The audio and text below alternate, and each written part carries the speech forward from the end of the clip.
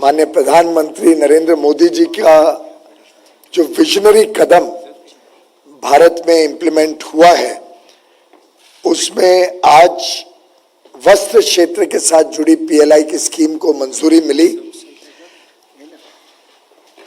वस्त्र textile industry एक ऐसी इंडस्ट्री है जो हर रुपया जो हम निवेश करते हैं उसमें सबसे अधिक रोजगार प्रोवाइड करता है। इसके साथ साथ वस्त्र हमारी देश की धरोहर भी है। टेक्सटाइल सेक्टर ने प्राचीन काल से भारत में बहुत लाभ दिया है, बहुत बढ़िया इसका योगदान रहा है भारत की अर्थव्यवस्था में।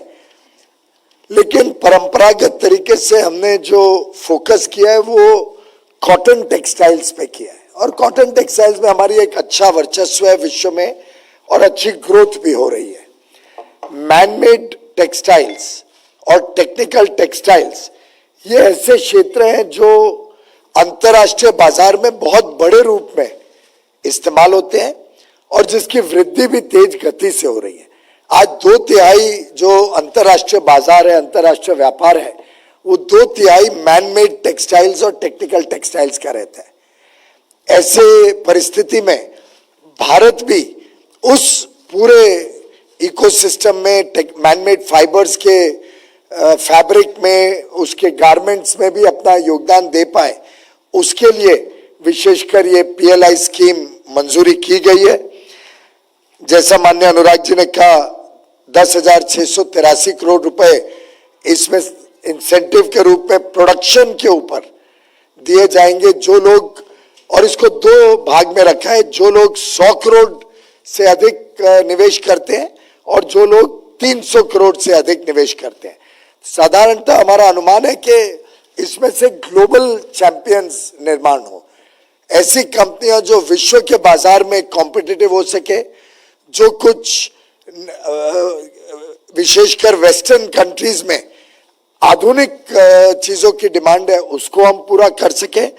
और जब हम तय करेंगे किसको ये पीएलआई स्कीम का बेनिफिट मिले, उसमें जो मापदंड रखेंगे उसमें 2-3 मापदंड पे विशेष जोर दिया जा रहा है। एक तो जो कंपनियां या जो फैक्ट्रियां एस्पिरेशनल डिस्ट्रिक्ट या टियर 3, टियर 4 शहरों के आसपास लगती हैं, उसको ज्यादा प्राथमिकता दी जाएगी। साथ ही साथ कितना रोजगार निर्माण करेंगे इस स्कीम के तहत, उस बिंदु को भी विशेष ध्यान दिया जाएगा। उसके ऊपर विशेष मार्किंग करके प्राथमिकता देके उनको आगे बढ़ाया जाएगा।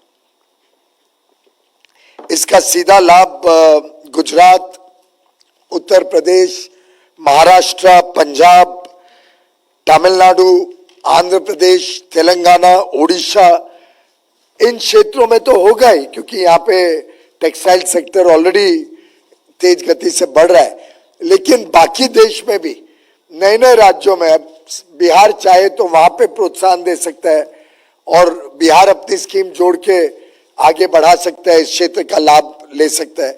ऐसे हम चाहेंगे कि देश भर में इसका लाभ अलग अलग क्षेत्र में पहुंचे।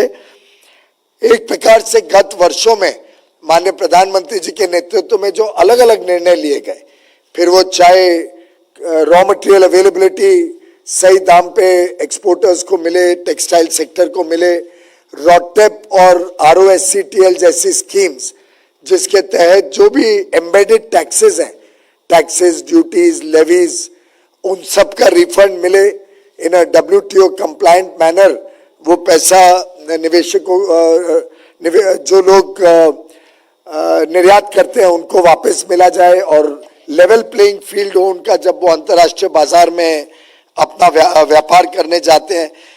ऐसी अन्य अन्य स्कीम्स को जब साथ में जोड़ के पिरो के देखते हैं तो वस्त्र क्षेत्र के लिए जितने कदम मोदी सरकार ने उठाए हैं, शायद ही पहले कभी इतने सारे कदम उठाए गए हों।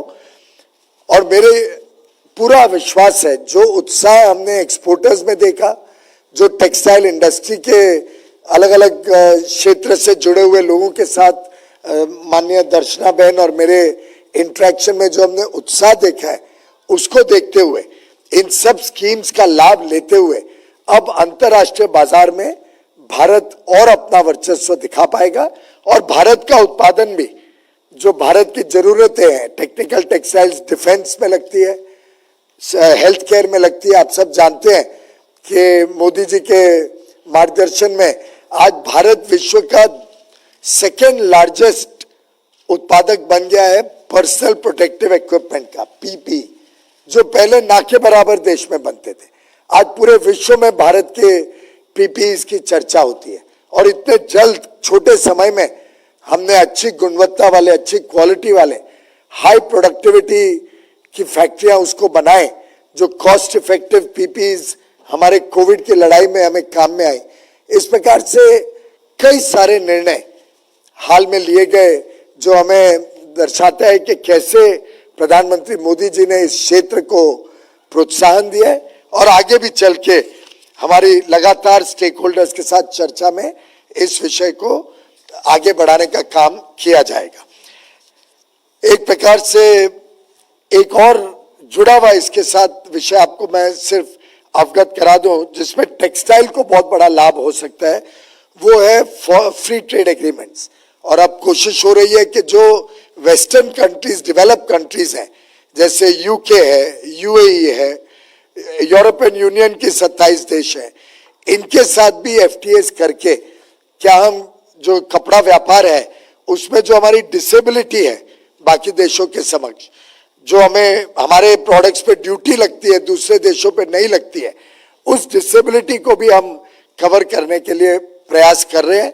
और ये भी बड़ी खुशी की बात है कि माननीय प्रधानमंत्री जी ने सही दिशा दी कि जो डेवलप्ड वर्ल्ड है जिसके साथ ट्रेड करने में दो तरफा फायदा होगा, उस पर ज्यादा फोकस किया जाए और वाणिज्य मंत्रालय उस पर भी तेज गति से काम कर रहा है। तो ये स्कीम की बाकी जानकारी आपको विभाग द्वारा दी जाएंगी, पर ये मोटा इसका रूपरेखा ढांचा है।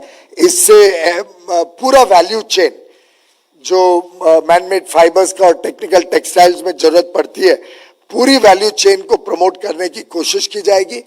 फैब्रिक आज भारत में कम बनता है, फैब्रिक को विशेषकर प्रोत्साहन देके भारत में बने और प्रोसेसिंग यूनिट्स ज्यादा है भारत में, इस पे हमारा ज्यादा कोशिश रहेगी। धन्यवाद।